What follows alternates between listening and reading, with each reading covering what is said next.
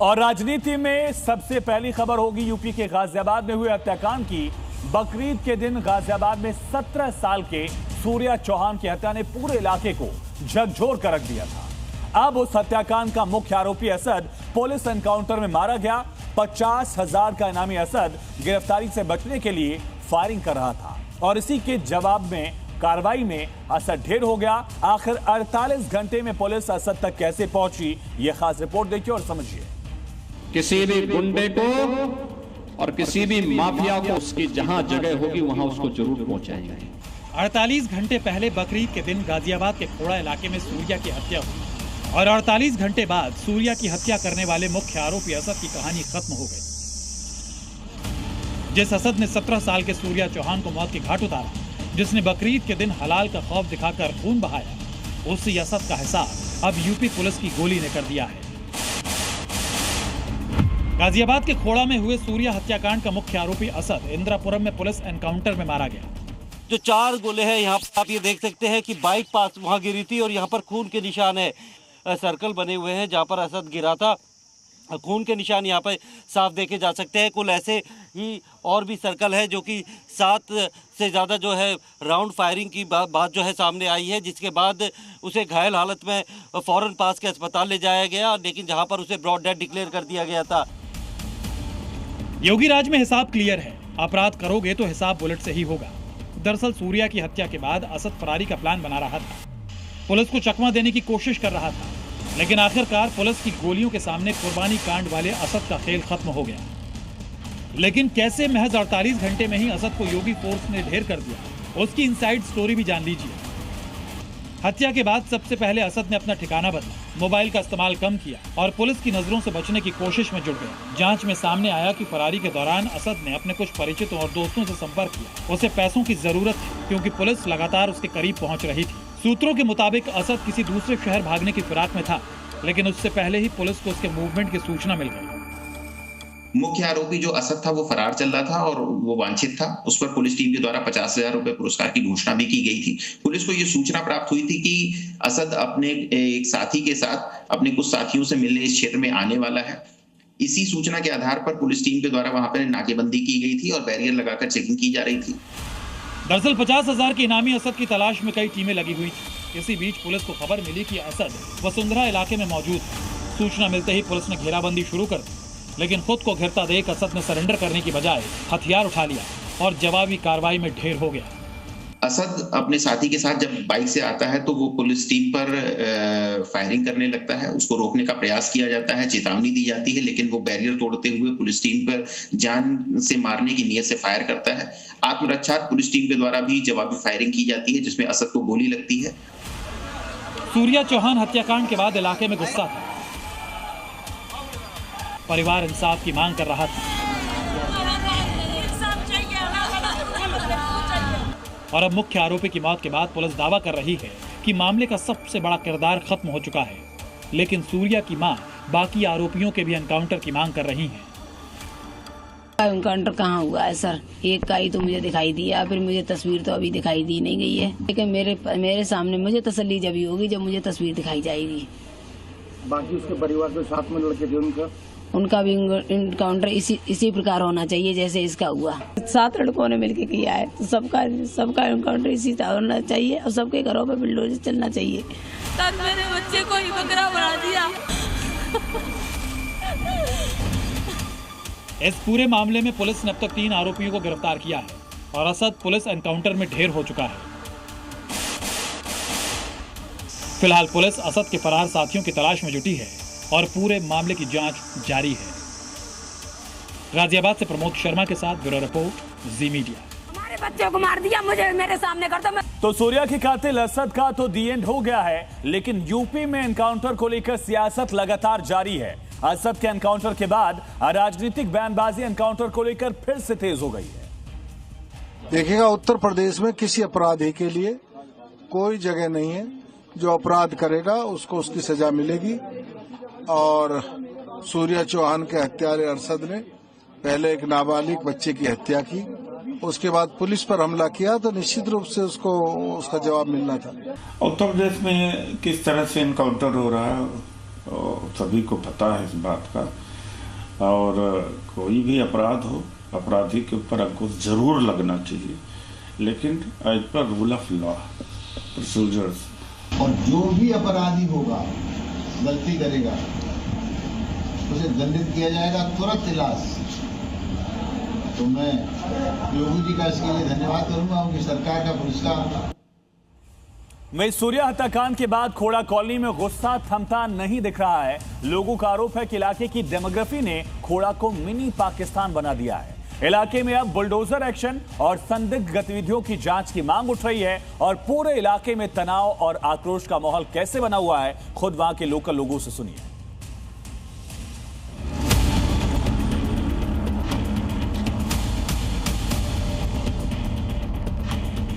ये देखिए, यहाँ लोग हैं, ये सूर्या का घर है और यहाँ पर काफी भीड़ इकट्ठी हुई है।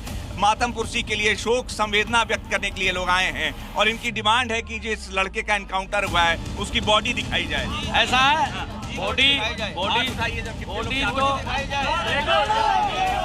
तो ये देखिए, बॉडी चाहते हैं। हाँ जी जी, एक और मांग है, खोड़ा में एक छोटा मिनी पाकिस्तान ये एरिया बन चुका है, क्योंकि ये जो मानसिकता वाले लोग हैं इन्हें मस्जिद और मदरसे से ही पूरी पावर मिल रहा है, जिसके कारण ये हमारे हिंदुओं भाइयों को उन मदरसों की जांच होकर के, जहां से ऐसे व्यक्ति जिहादी मानसिकता पढ़ाई जाती है, ऐसे मदरसों की जांच होकर के तत्काल रूप से सारे मदरसे बंद होने चाहिए। बुलडोजर और जितने भी अभी बचे हुए 6-7 बुलडोजर चलना चाहिए सब पे। तो ये देखिए, ये लोग कह रहे हैं कि जो असद जिसका एनकाउंटर हुआ है उसकी एक तो बॉडी दिखाई जाए, पहली बात। दूसरी बात ये कह रहे हैं कि बाकी जो लोग हैं उनके घरों पर बुलडोजर चलना चाहिए। मुसलमानों घर में हथियार यहाँ पे अभी सरकार चेक करने आ गए ना, घर घर में हर एक घर में मिलेगा मुझे हथियार। वाले के अलावा हथियार दिखाओ, डंडा तक नहीं मिलता, बच्चों को क्या बोलेंगे।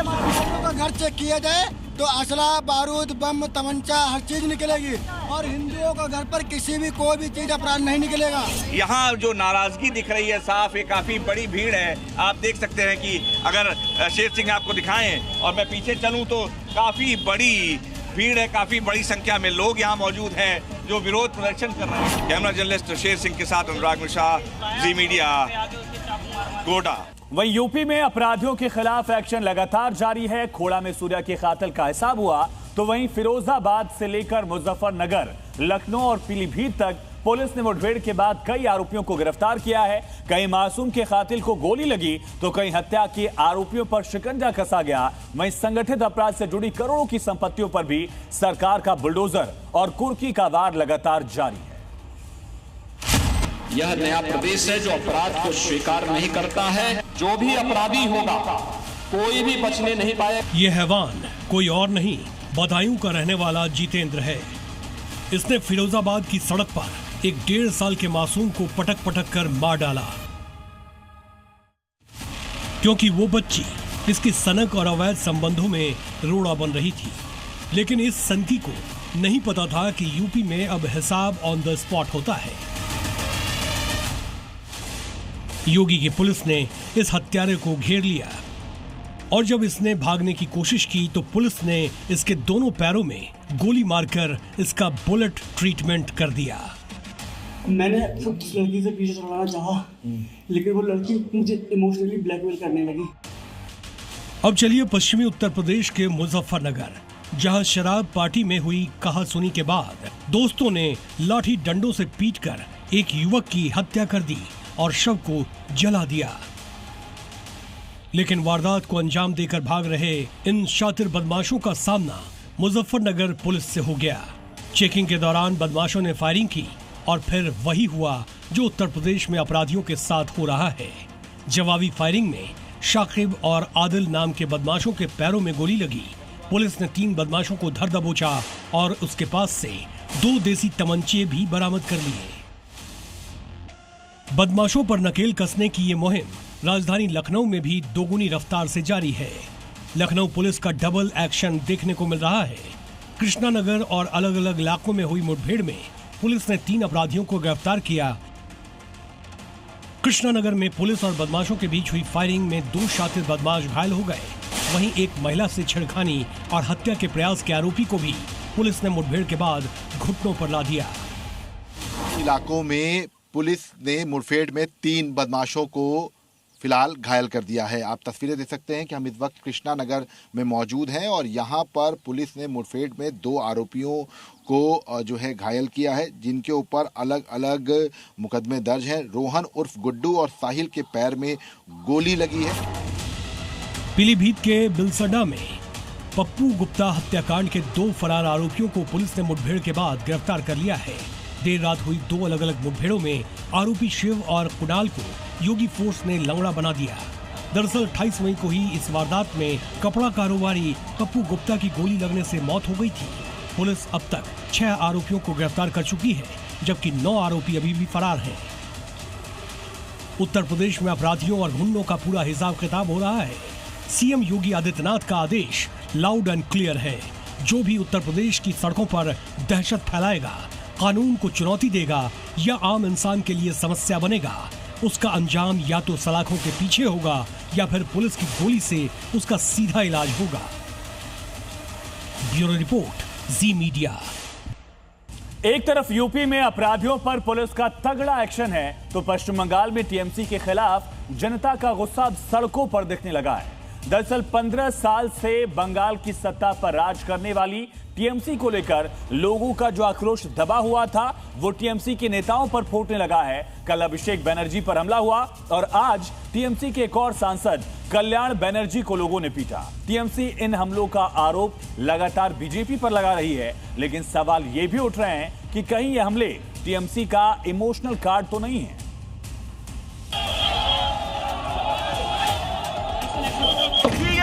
गुंडाबाजी बंद करो, बंद करो, बंद करो।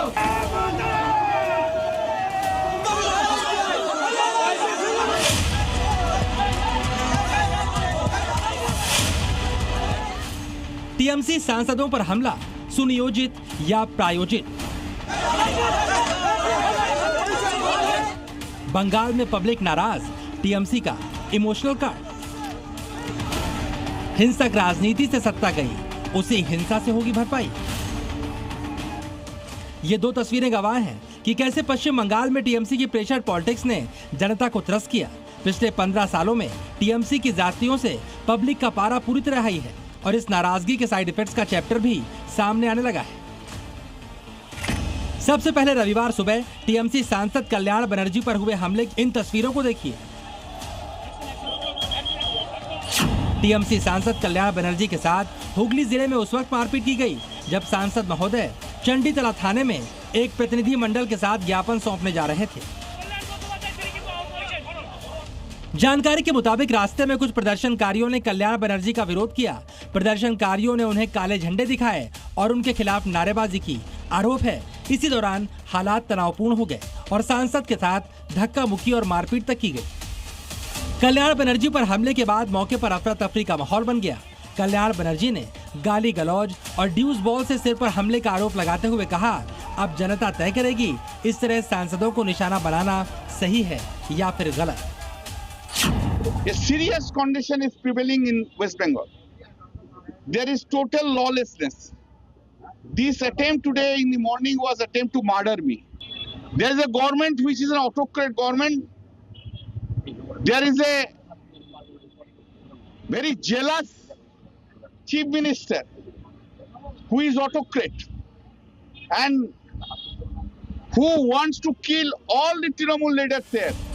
कल्याण बनर्जी पर हमले की घटना ठीक ऐसे वक्त पर सामने आई है जब शनिवार को ही सोनारपुर में तृणमूल कांग्रेस के राष्ट्रीय महासचिव और सांसद अभिषेक बनर्जी के साथ मारपीट की घटना सामने आई थी। शनिवार को अभिषेक बनर्जी चुनाव के बाद हिंसा से प्रभावित परिवारों से मिलने गए थे, तभी उनके साथ मारपीट की गई। उन पर पथराव हुआ, उन पर अंडे फेंके गए, उनके कपड़े तक फाड़ दिए गए। इस दौरान भीड़ ने चोर चोर के नारे लगाए। हालात इस कदर बिगड़े कि उन्हें हेलमेट पहनाकर वहां से निकाला गया, लेकिन इसके बावजूद भीड़ को कंट्रोल करना मुश्किल हो चुका था। मारपीट के बाद अभिषेक बनर्जी पीड़ित परिवार के घर पर काफी देर तक धरने पर बैठे रहे और इस मारपीट का आरोप बीजेपी पर मढ़ते रहे। लेकिन जब अभिषेक बनर्जी अस्पताल पहुंचे तो स्ट्रेचर पर थे, मीडिया के कैमरों के सामने बेसुध पड़े थे। लेकिन जैसे ही अस्पताल के डॉक्टर्स ने कहा अभिषेक बनर्जी को भर्ती करने की जरूरत नहीं, ममता बनर्जी भड़क गई। लेकिन मीडिया के कैमरों को देखते ही ममता बनर्जी ने भी तुरंत माइक थामा और राहुल गांधी का नाम लेकर विपक्षी एकता का पॉलिटिक्स कार्ड खेल दिया।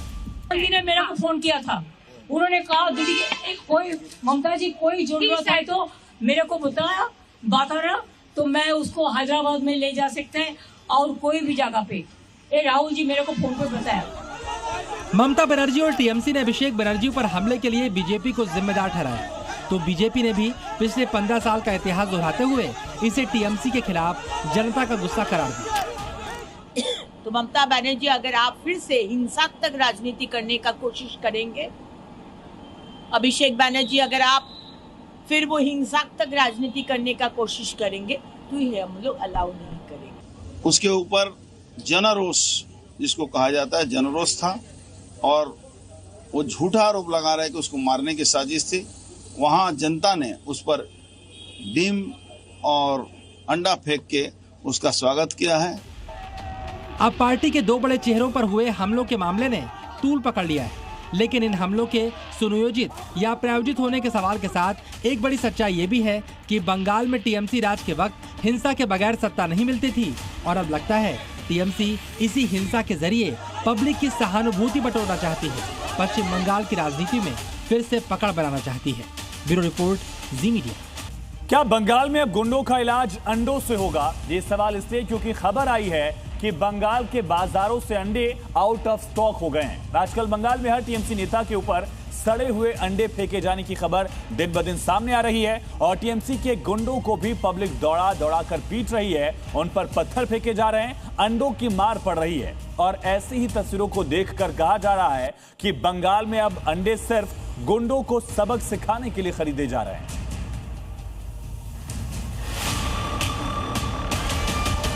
संडे हो या मंडे, रोज खाए अंडे। अंडे आम जनता के लिए, मिडिल क्लास के लिए एक बहुत ही सस्ता, सुंदर और पौष्टिक आहार है। अंडे के अंदर बहुत सारा प्रोटीन है, लेकिन ये सब आप भूल जाइए क्योंकि अब अंडा सियासी बन चुका है। शौकत राय से लेकर अभिषेक बनर्जी तक सबके ऊपर इस तरह से सड़ा हुआ अंडा फेंका गया है। कोलकाता की एक बड़ी बाजार, गरियाहाट बाजार, उसमें अच्छे अंडे तो है। यहाँ पे आप देख पा रहे कई तरह के अंडे हैं। यहाँ पे पैकेज्ड अंडे हैं, यहाँ पे जो ब्रॉयलर अंडा है, यहाँ पे जो हांस उसका अंडा है, लेकिन सड़ा हुआ अंडा मार्केट से बिल्कुल आउट ऑफ स्टॉक है। सड़ा हुआ अंडा नहीं है। देखिए यहाँ पे 30 अंडे हैं, यहाँ पे बिल्कुल हरा भरा 30 अंडे हैं, लेकिन जब भी हम सड़ा हुआ अंडा यहाँ पे देखने की कोशिश करेंगे कि स्टॉक खत्म होते जा रहा है। ये स्टॉक खत्म होने का वजह है, जैसे कि मैंने आपको पहले बताया, अंडा सियासी बन चुका है। सड़ा हुआ अंडा लोग उठा ले जा रहे हैं और वो जिसके ऊपर वो नाराज है, जिसके ऊपर उसकी गुस्सा है। दिल्ली से लेकर पश्चिम बंगाल तक बुलडोजर का पहिया भी थमने का नाम नहीं ले रहा। राजधानी दिल्ली के शालीमार बाग में 150 अवैध मकानों पर बड़ी कार्रवाई जारी है। तो बहरमपुर और आसनसोल, ये दो इलाके पश्चिम बंगाल के हैं जहां सरकारी जमीन से कब्जे हटाए जा रहे हैं। और सवाल यह है कि क्या अवैध कब्जों के खिलाफ देश भर में बुलडोजर मॉडल अब नया प्रशासनिक फॉर्मूला बनता जा रहा है? ये रिपोर्ट देखिए।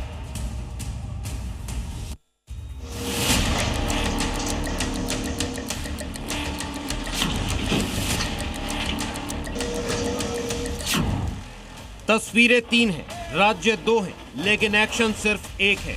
अवैध कब्जों पर बुलडोजर का वार लगातार जारी है। पश्चिम बंगाल के बहरमपुर में सरकारी जमीन पर बने अवैध मकानों को प्रशासन ने जमींदोज कर दिया। आसनसोल के बराकर में रेलवे की जमीन खाली कराने के लिए कई झुग्गियों और अस्थायी ढांचों पर बुलडोजर चला। वहीं दिल्ली के शालीमार बाग में भी सुबह सुबह बड़ी डिमोलिशन ड्राइव शुरू हुई, जहां अतिक्रमण हटाने के लिए करीब 150 मकानों पर कार्रवाई की जा रही है। 1-2 नहीं, 10-20 नहीं, 50-100 नहीं, पूरे 150 मकान बुलडोजर की हिट लिस्ट में है और इन्हें गिराने के लिए महाबली वीकेंड के दिन भी पूरी रफ्तार से ऑन ड्यूटी है। दिल्ली के शालीमार बाग से सटे शालीमार गांव इलाके की ये तस्वीरें किसी भी अवैध कब्जेदार के लिए बड़ा संदेश है। वर्षों से 4-4 मंजिला मकान बनाकर रह रहे सैकड़ों परिवारों के आशियानों पर अब बुलडोजर चल रहा है। करीब 1.5 किलोमीटर लंबे इस इलाके में नजर जहां तक जाएगी, अवैध निर्माण ही दिखाई देंगे। प्रशासन ने यहां 143 अवैध मकानों की पहचान की है और अब एक एक कर उन्हें हटाया जा रहा है।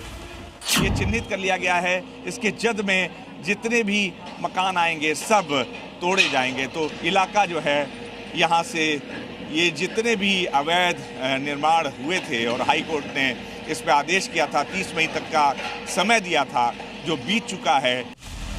खास बात यह है कि यह पूरा एक्शन अदालती लड़ाई पूरी होने के बाद किया जा रहा है।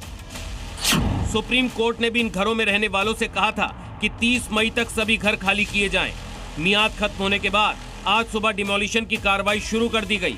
कुछ लोगों ने पहले ही खुद घरों को खाली किया, जबकि कुछ लोगों का घर आज खाली किया गया। अब क्या करें, मकान टूट रहा, हम लोग तो कहाँ जाएंगे? किराए पे लेते तो 10-10 हजार रुपये किराया देना पड़ेगा, बिजली पानी का बिल अलग से, अब बच्चे की पढ़ाई के मारे तो लेना पड़ेगा ना, इसलिए हम लोग यही। सरकार ने कुछ सहायता नहीं दी है आपको? कोई सहायता नहीं। मेरा मकान बिल्कुल सामने खड़ा। नाम है आपका? कृष्णपाल। अच्छा कृष्णपाल, आप क्यों कोर्ट में कुछ आंदोलन वगैरह भी किया था? कोर्ट में आपने कुछ दस्तावेज पेश किया था क्या? कोर्ट से कोई राहत नहीं मिली जी हमें। अच्छा, कोर्ट भी गवर्नमेंट की है, सब कुछ उन्हीं का है जी। आंदोलन भी चल रहा था, वो लोग कहाँ गए? आंदोलन कर रहे थे, बंद हो गया रात को, पुलिस वालों ने उठा दिया सबको बंद।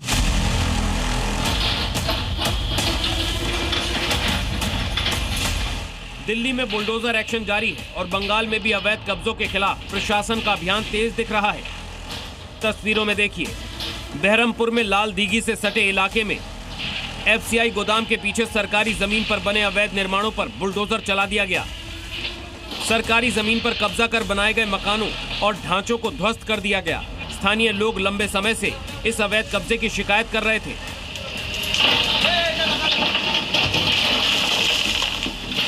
जिसके बाद प्रशासन ने कार्रवाई करते हुए पूरे इलाके को खाली कराया। यानी संदेश साफ है, चाहे दिल्ली हो, पश्चिम बंगाल हो या देश का कोई और हिस्सा, सरकारी जमीन पर अवैध कब्जे के खिलाफ बुलडोजर का एक्शन जारी रहेगा। ब्यूरो रिपोर्ट, जी मीडिया। और अब बात एक बहुत बड़े खुलासे की। दिल्ली और मुंबई को दहलाने की साजिश एक बार फिर से नाकाम की गई है। दिल्ली पुलिस की स्पेशल सेल ने यह एक्शन खुफिया इनपुट के आधार पर लिया। इंटेल के आधार पर कार्रवाई की गई। गिरफ्त में आरोपियों से जब पूछताछ शुरू हुई तो हैरान कर देने वाले खुलासे हुए। लेकिन सबसे बड़ा सवाल यही है कि आखिर पाकिस्तान में जो हैंडलर्स बैठे हैं वो भारत के युवाओं तक पहुंच कैसे रहे हैं। अब आपको दिखाते हैं इस पूरे मॉड्यूल की वो इनसाइड स्टोरी जिसने सुरक्षा एजेंसियों की भी चिंता बढ़ा दी है। दिल्ली और मुंबई की यह भीड़ पाकिस्तान की खुफिया एजेंसी ISI और भारत के मोस्ट वांटेड दाऊद इब्राहिम के नापाक निशाने पर है। टारगेट पर रेलवे स्टेशन, टारगेट पर सरकारी इमारतें, टारगेट पर पार्क, टारगेट पर बाजार, टारगेट पर मंदिर। दिल्ली और मुंबई की ये तमाम जगहें पाकिस्तानी आतंकियों के निशाने पर है, जहां लोगों की भीड़ जुटती है, जहां बड़ी संख्या में लोग पहुंचते हैं, जहां लाखों लोगों का आना जाना होता है। The modus operandi of these individuals are basically to recruit local youth, and for that matter, both in Mumbai and for Delhi attacks, they have recruited the local youth. For Mumbai, they have picked up 2 Mumbai individuals, and for Delhi, they have recruited 3 Punjab-based. दरअसल Delhi police की special cell ने पाकिस्तान की खुफिया agency ISI और underworld network के इशारे पर काम कर रहे 9 लोगों को गिरफ्तार किया है। दिल्ली मुंबई की अहम भीड़ वाली जगहों को दहलाने के लिए एक साजिश रची गई।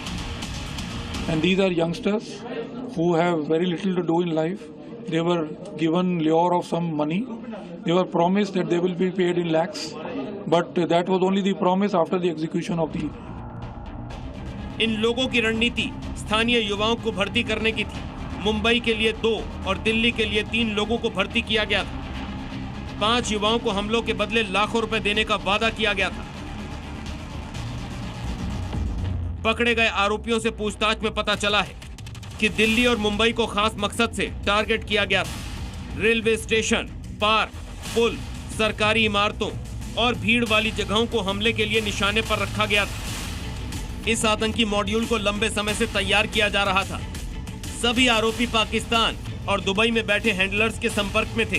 सुरक्षा एजेंसियां फंडिंग सोर्स, मास्टरमाइंड और स्थानीय मददगारों की तलाश कर रही है। पकड़े गए लोगों के पास पाकिस्तान में बने हथियार बरामद हुए हैं, जिनमें 4 ग्रेनेड, 2 ग्लॉक पिस्टल, 25 राउंड गोला बारूद शामिल है।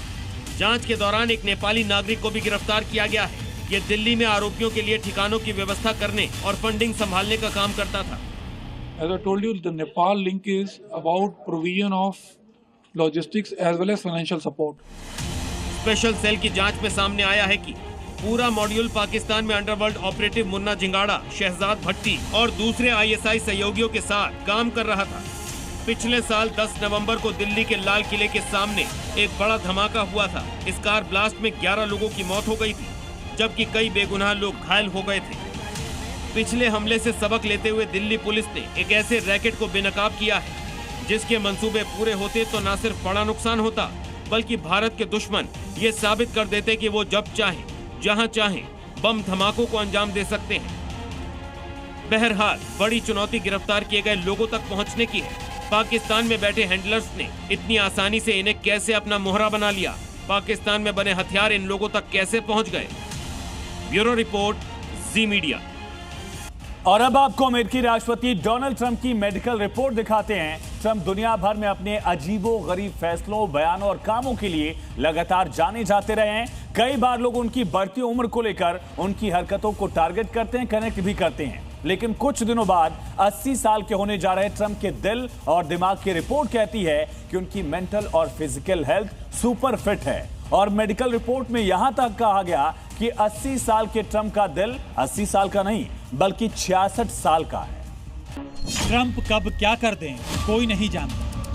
ट्रंप कब क्या कह दे कोई नहीं जानता। कब कहां चल दें कोई नहीं जानता। 14 जून को अमेरिका के राष्ट्रपति 80 साल के हो जाएंगे, यानी जिस उम्र में इंसान रिटायर होकर चैन और सुकून की जिंदगी बिताता है, उस उम्र में ट्रंप की एग्रेसिव सोच ने पूरी दुनिया को हैरान और परेशान कर रखा है। 80 की उम्र में ट्रंप दुनिया के सबसे ताकतवर देश के राष्ट्रपति हैं। 80 की उम्र में ट्रंप अपने बिजनेस का दायरा बढ़ा रहे हैं और 80 की उम्र में ट्रंप की सेहत पूरी तरह फिट एंड फाइन है। आप जानकर हैरान हो जाएंगे कि ट्रंप अमेरिका के सबसे अधिक उम्र के राष्ट्रपति हैं। लेकिन 80 साल के होने जा रहे ट्रंप का दिल उनकी उम्र से 14 साल छोटा है। 80 साल की उम्र में ट्रंप के ब्रेन को फुल मार्क्स मिला है और ट्रंप का ब्लड प्रेशर और कोलेस्ट्रॉल पूरी तरह काबू में है। आपको बता दें कि ट्रंप का मेडिकल चेकअप मंगलवार को Walter read national military medical centre में हुआ था और व्हाइट हाउस ने ट्रंप की नई मेडिकल रिपोर्ट शुक्रवार को जारी की। 3 पन्नों की इस रिपोर्ट में उनकी सेहत को बेहतरीन बताया गया है।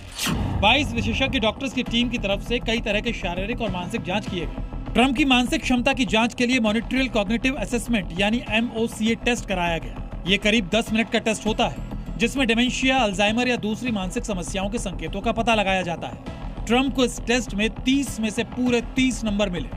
ट्रंप का CT scan, heart imaging, cancer screening और कई प्रिवेंटिव टेस्ट भी हुए। डॉक्टर्स ने उनके दिल का अल्ट्रासाउंड यानी इकोकार्डियोग्राम भी किया और डॉक्टर्स ने बताया कि ट्रंप की कार्डियक एज यानी दिल की वास्तविक उम्र उनकी असली उम्र से 14 साल कम है। ताजा मेडिकल रिपोर्ट में बताया गया है कि ट्रंप का वजन 238 पाउंड यानी करीब 108 किलो है। मेडिकल तौर पर ये मोटापे के करीब है, जबकि अप्रैल 2025 की पिछली मेडिकल जांच में उनका वजन 224 पाउंड यानी करीब 101.6 किलो था। लेकिन ताज्जुब की बात यह है कि खाने पीने के शौकीन ट्रंप 80 साल में भी जमकर खाते हैं और फिट है। इतना ही नहीं, ट्रंप अपने साथियों के वजन कम होने पर उनकी तारीफ भी करने से नहीं चूकते। वैसे ट्रंप की सेहत को लेकर पिछले कुछ समय से सवाल भी उठते रहे हैं। लोगों ने उनके हाथों पर बार बार नीले निशान देखे। पहले व्हाइट हाउस ने कहा कि ये लगातार हाथ मिलाने की वजह से हुए। बाद में ट्रंप ने कहा कि बाएं हाथ का निशान मेज से टकराने और एस्प्रिन लेने की वजह से पड़ा। हालांकि डॉक्टर्स का कहना है कि इस तरह के निशान आम और नुकसान रहित हैं। ट्रंप दुनिया के उन गिने चुने नेताओं में से हैं जिनकी सेहत और मिजाज दोनों आज भी उनकी उम्र को मात देते हैं। और जिस तरह बिना किसी नतीजे की परवाह करते हुए ट्रंप ने ईरान से जंग छेड़ दी, उसने दुनिया को बता दिया कि ट्रंप 80 साल के बूढ़े नहीं हैं, बल्कि 80 साल के जवान हैं। ब्यूरो रिपोर्ट, जी मीडिया। अमेरिका और ईरान के बीच जिस परमाणु समझौते को लगभग तय माना जा रहा था, उस पर अब एक नया सस्पेंस खड़ा हो गया है। कहा जा रहा था कि डील पर सिर्फ ट्रंप के साइन बाकी हैं, लेकिन आखिरी वक्त में ट्रंप ने ड्राफ्ट समझौते में बदलाव की मांग कर दी, बदलाव के निर्देश दे दिए। अब सवाल यह है कि आखिर डील डन क्यों नहीं हो पा रही है। किस बात पर अमेरिका अड़ा है और ईरान आखिर क्या चाहता है, वो कौन से मुद्दे हैं जिन पर दोनों देशों के बीच अभी भी टकराव बना हुआ है, जिससे पूरी दुनिया में तनाव की स्थिति है। क्या मिडिल ईस्ट में फिर युद्ध की आहट सुनाई दे रही है? क्या ईरान और अमेरिका के बीच सीज फायर सिर्फ एक विराम था? और क्या ट्रंप की नई तस्वीर तेहरान के लिए नया संदेश है? जिस डील को लगभग तय माना जा रहा था वह फिर से फंसती नजर आ रही है। और इसी बीच डोनाल्ड ट्रंप ने एक ऐसी तस्वीर पोस्ट की है जिसने कूटनीतिक गलियारों से लेकर सोशल मीडिया तक हलचल मचा दी है। तस्वीर में ट्रंप अमेरिकी सेना की वर्दी में दिखाई दे रहे हैं। चेहरे पर वही आक्रामक आत्मविश्वास, उंगली सीधे सामने की तरफ तनी हुई, मानो किसी दुश्मन को चेतावनी दी जा रही है। उनके सिर के ऊपर अमेरिकी लड़ाकू विमान उड़ रहे हैं। नीचे समुद्र में युद्धपोतों का बेड़ा आगे बढ़ रहा है और लिखा है यू आर गेटिंग डिस्कॉम्बुलेटेड, जिसका मतलब है आप भ्रमित हो रहे हैं। तो क्या माना जाए, अब ईरान और अमेरिका के बीच शांति समझौता नहीं, महाविनाश का आगाज होगा, क्योंकि जिस तस्वीर को ट्रंप ने पोस्ट किया है वो तो यही बता रहे हैं। सेना की वर्दी में ट्रंप, संदेश ये कि कमांडर इन चीफ की भूमिका में ट्रंप किसी भी सैन्य विकल्प के लिए तैयार है। उंगली से इशारा, सीधा संदेश, चेतावनी या आखिरी अल्टीमेटम। फाइटर जेट्स, हवाई हमले की क्षमता और सैन्य दबाव का प्रदर्शन। वॉरशिप्स, खाड़ी और होर्मुज क्षेत्र में अमेरिकी ताकत का प्रतीक। हालांकि ट्रंप ने पोस्ट में कहीं भी ईरान का नाम नहीं लिखा, लेकिन टाइमिंग ने इस तस्वीर को बेहद अहम बना दिया है, क्योंकि इसी वक्त अमेरिका और ईरान के बीच परमाणु समझौते को लेकर बातचीत निर्णायक मोड़ पर खड़ी है। लेकिन सवाल है कि आखिर ईरान और अमेरिका के बीच बातचीत फंसी कहां है? सबसे बड़ा विवाद ईरान के एनरिच्ड यूरेनियम स्टॉक पाइल को लेकर है। अमेरिका चाहता है कि ईरान के पास मौजूद उच्च स्तर का संवर्धित यूरेनियम देश से बाहर निकाला जाए और इसकी पूरी टाइमलाइन तय हो। वहीं ईरान सिर्फ इतना कह रहा है कि वो परमाणु हथियार नहीं बनाएगा, लेकिन अपने परमाणु कार्यक्रम को पूरी तरह खत्म करने को लेकर वो तैयार नहीं दिख रहा। दूसरा बड़ा विवाद स्टेट ऑफ हॉर्मुज को लेकर है। दुनिया के तेल कारोबार के लाइफलाइन माने जाने वाले इस समुद्री रास्ते पर भी दोनों देशों की सोच अलग है। अमेरिका चाहता है कि हॉर्मुज पूरी तरह खुला रहे, जहाजों की आवाजाही पर कोई अतिरिक्त नियंत्रण या शुल्क न लगाया जाए, जबकि ईरान सुरक्षा के नाम पर अपनी निगरानी व्यवस्था बनाए रखना चाहता है। डील का तीसरा बड़ा मुद्दा अमेरिकी प्रतिबंध है। ईरान चाहता है कि समझौते के साथ ही आर्थिक प्रतिबंधों में राहत मिले ताकि उसकी अर्थव्यवस्था को राहत मिल सके, जबकि अमेरिका चरणबद्ध तरीके से प्रतिबंध हटाने की बात कह रहा है और पहले ईरान से भरोसेमंद कदम चाहता है। डोनाल्ड ट्रंप सिर्फ आश्वासन नहीं चाहते, बल्कि हर पॉइंट पर लिखित ब्लूप्रिंट चाहते हैं। यूरेनियम कब हटेगा, कैसे हटेगा, कहां रखा जाएगा, इसकी पूरी रूपरेखा ट्रंप मांग रहे हैं। यानी राष्ट्रपति ट्रंप डील तो चाहते हैं, लेकिन ऐसी डील नहीं जिसमें भविष्य में कोई गुंजाइश बची रह जाए। यही वजह है कि जिस डील को कुछ दिन पहले लगभग तय माना जा रहा था, वो अब भी बातचीत की मेज पर अटकी हुई है और दुनिया की नजरें इस बात पर टिकी है कि क्या ट्रंप और तेहरान के बीच ये सौदा आखिरकार फाइनल होगा या फिर एक बार फिर टकराव का खतरा बढ़ेगा। ब्यूरो रिपोर्ट, जी मीडिया। वहीं पेरिस में फुटबॉल में जीत के बाद उपद्रवियों ने जमकर बवाल काटा, उत्पात मचाया, जो भी सामने आया उसे जला दिया या फिर तोड़ डाला। पुलिस ने दंगाइयों को दौड़ा दौड़ा कर पीटा है। 400 से ज्यादा आरोपी गिरफ्तार हुए, लेकिन सवाल यह है कि पेरिस को जलाने वाले कौन थे जो दुनिया के इस खूबसूरत शहर में आग लगा रहे थे। कुछ इस तरह पेरिस में दंगे की स्क्रिप्ट लिखी जा रही थी। जल रहा था पेरिस, धधक रहा था पेरिस, सुलग रहा था पेरिस। सड़कों पर गाड़ियां तोड़ी गई, गाड़ियों में आग लगाई गई, बस स्टैंड के शीशे तोड़ दिए गए।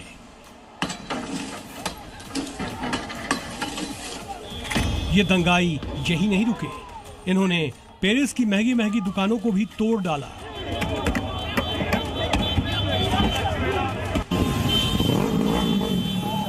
पेरिस को आग के हवाले करने वालों को पुलिस ने दौड़ाया, आंसू गैस के गोले छोड़े। एक एक दंगाई को फ्रांस की पुलिस ने डंडे मार मार कर खदेड़ा।